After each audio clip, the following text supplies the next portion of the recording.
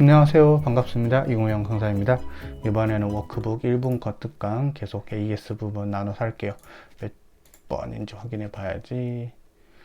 여기 시간을 끄는 이유는 이번이 12회차군요. 시간이 끄는 이유는 왜 그런 거냐면은 사실 제 옆에 이제 어린이집이 있어요. 제 옆이라고 하니까 이상하네.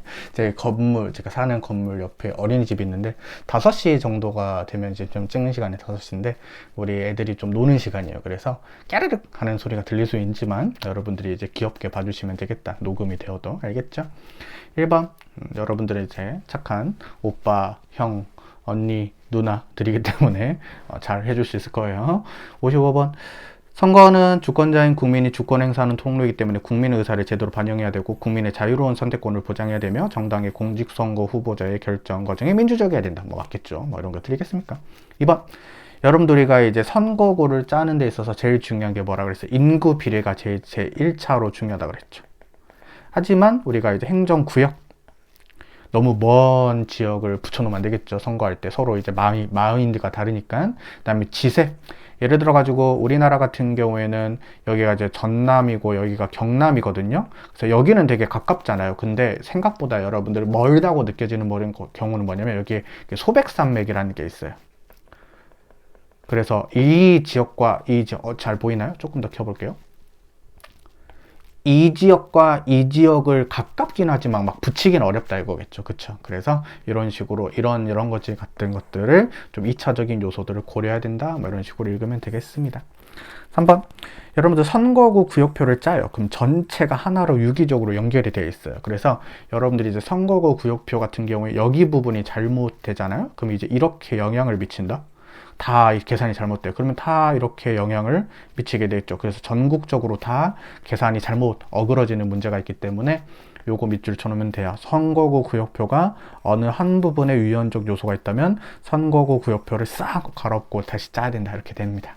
그래서 3번까지 맞으니까 4번이 답일 건데 합헌 키워드는 검사는 여러분도 우리가 징계로서 면직이 가능해요. 그래서 이제 행정부 공무원에 소속하는 것이기 때문에 면직이 가능한데 이게 왜 문제가 되냐면 사법부 소속의 공무원이 법관 같은 경우에 여러분들 면직이 없어요.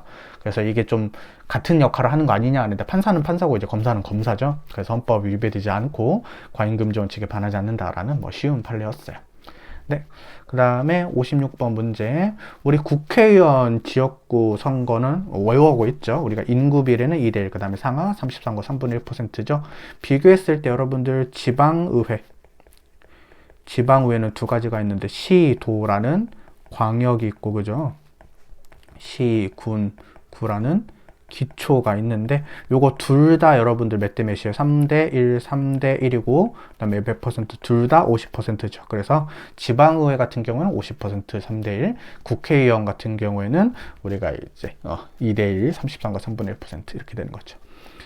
자, 그 다음에 2번은 우리가 이제 고정 명부식을 채택한 것 자체가 직접 선거에 위반된다고는 할 수 없다 이렇게 되는 건데 고정 명부식이 뭐냐면 여러분들이 국회의원 선거를 해봤으면 이제 바로 아는데 고정 명부식은 1순위부터 이제 뒷순위로 되죠. 그래서 앞순위에 있는 사람들이 표를 받으면은 당선될 수 있는 확률이 크죠. 그래서 1번부터 예를 들어서 10번까지의 목록을 제출하면은 이미 정당에 의해서 그 명단의 순서가 고정이 되어 있는 걸 고정 명부식이라 해요.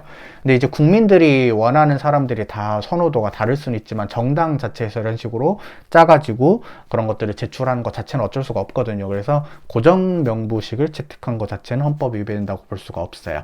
맞는 질문이고요. 자, 그 다음에 3번은 큰 함정이 있어요. 우리가 이제 자유선거의 원칙이 보였어요. 그래서 선거의 전 과정에 요구되는 선거권자 의사양성의 자유와 의사실현의 자유를 말하는구나. 구체적으로는 투표의 자유, 후보의 자유, 나아가 선거운동의 자유를 뜻하는구나. 맞는데 자유선거 원칙은 헌해헌법상 명시가 안 되어 있습니다. 명시가 되어 있는 것은 뭐예요? 보통선거, 그 다음에 평등선거, 그 다음에 직접선거, 그 다음에 비밀선거가 명시가 되어 있죠. 자유선거 원칙은 명시가 안 됐기 때문에 좋은 문제였던 것 같아요. 4번은 한 사람에게 한 표만 줘놓고 우리가 이제 비례대표석을 배분하는 것, 비례대표제를 시행하는 것은 직접선거 원칙이나 보통선거 원칙 등의 위배가 되죠. 평등선거 원칙도 위배가 되고 어쨌든 헌법이 위배된다고 하시면 되겠습니다. 그래서 3번입니다. 공무담인권과 직업공무원제도 보겠습니다. 여러분들 잘 보세요. 어떤 사람이 핸드폰에 여러 개를 가지고 있는 거예요. 수백 개일 수도 있어요. 그럼 이제 그 번호로 막 여론조사 전화번호가 올 건데, 그럼 여론조사를 결과를 조작할 수가 있습니다. 그래서 여러분들 어떤 식으로 이제 키워드를 잡으면 되냐면은, 여론조사의 결과에 영향을 미치게 하기 위해서래. 그래서 2개 이상의 전화번호를 가지고 있어. 그래서 착신 전환 등의 조치가 뭐냐면은, 서로 다른 핸드폰이 있는데 여기에 전화가 오면은 여기로 전화가 오게 할 수가 있습니다. 그럼 이제 수백 개 핸드폰의 번호를 한 핸드폰으로 운영할 수가 있어. 그러면은 같은 사람이 여러 차례 응답해가지고 여론조사의 결과에 영향을 미칠 수가 있겠죠. 이런 것들은 이제 선거범죄이기 때문에 처벌해야 되겠죠. 그래서 공무담인권을 침해하지 않는데 침해한다고 했으니까 1번 틀렸다. 1번이 답이네요. 2번, 여러분도 많이 봤던 판례요. 승진시험의 응시 제한. 승진 시험을 마음껏 보게 해달라. 근데 여러분들 승진을 못해도 정년을 보장하는데 크게 문제는 없죠. 그래서 이것은 공무담인권의 보호 영역에 포함된다고 보기는 어렵습니다. 그래서 이제 시험 요구일 현재를 기준으로 승진 임용이 제한된 자가 있는데, 이제는 승진 시험을 더 이상 볼 수 없도록 했어요. 그래서 헌법에 위배되지 않는다, 이렇게 되는 거겠죠. 그 다음에 여러분들, 우리가 기탁금이라는 것은 과도하게 되면은 그 선거에 못 나갈 수가 있기 때문에 공무담인권에 영향을 주겠죠. 공무담인권 같은 경우에 여러분들, 내가 공직에 나가고 싶은데 국가가 못 나가게 하니까 과잉금지 원칙을 기준으로 판단하게 됩니다. 비례 원칙을 기준으로 판단하게 된다. 4번 합헌 판례요. 부사관으로 임용되는 연령을 27세로 정한 것은 헌법에 위배되지 않는다. 그래서 우리가 배웠던 판례 있죠. 뭐 순경 소방사 시험 30세 위원, 뭐 경찰대학 입학 연령 21세 합헌, 뭐 이런 식으로 공부를 했었던 기억이 있었어요. 네, 그 다음에 여러분들 58번. 자, 주민등록 여부를 따지는 것 같아요. 주민등록을 하는 것이 아예 불가능해. 왜? 재외국민이니까. 그런 경우에 여러분들, 우리가 주민등록을 이유로 재외국민의 피선거권을 부인하는 것은 우리가 공무담인권을 침해하는 판례에 맞습니다. 그 다음에 2번 위헌 판례죠. 공무원이 금고 이상의 형의 선고유예를 받았어. 근데 이 단어도 보여요. 범죄 유형과 내용의 관계가 없대. 그럼 이제 술해죄 이런 게 아니라 그냥 모든 범죄를 다 퇴직하도록 하는 것은 너무 지나쳐서 헌법에 위배가 된다, 이렇게 되는 거겠죠. 3번인데요. 여러분들, 우리가 옛날에 그려드렸던 기억이 날 수가 있었을 것 같아요. 그래서 여러분들, 우리가 이제 이렇게 공부했죠. 공무원의 개념이 넓게 그리면 헌법 제7조 1항의 공무원이다. 여기는 이제 무슨 공무원이냐면 국민 전체에 대해서 봉사해야 되는 공무원들입니다. 여러분들, 이렇게 해가지고 7조 2항의 공무원이 따로 있죠. 이 공무원들은 이제 직업 공무원들이죠. 그래서 여러분들, 우리가 선거로 뽑히는 공무원들이나 아니면 뭐 임시로 하는 공무원들 같은 경우에는 직업 공무원은 아니기 때문에 이 7조 2항에 포함은 되지 않지만, 우리가 국민 전체를 봉사하는 공무원은 포함이 되죠.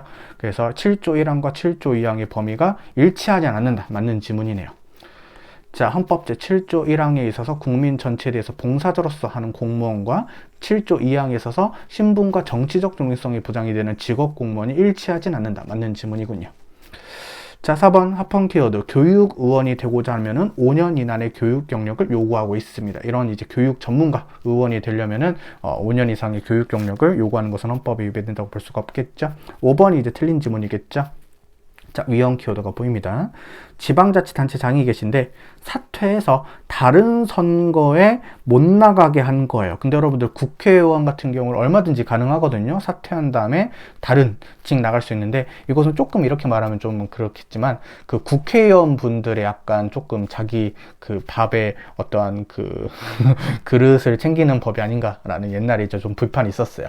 국회의원들 같은 경우에는 얼마든지, 예를 들어서 서울특별시 국회의원이야. 그러면은 서울특별시장 얼마든지 이제 사퇴하고 나갈 수가 있거든요. 근데 서울시장까지 한 사람이면 여러분들 서울특별시 국회의원 되기가 조금 용이하겠죠. 근데 그런 걸 좀 막으려고 했던 것 같은 비판은 있었어요. 내 생각은 아니에요. 그래서 이렇게 너무 지나쳤다. 그래서 지방자치단체장이 그 임기 중에 그 직을 사퇴해서 다른 선거 입후보할 수 없도록 하는 것은 헌법 위배가 되는데, 우리가 위배되지 않는다고 했으니까 틀렸습니다.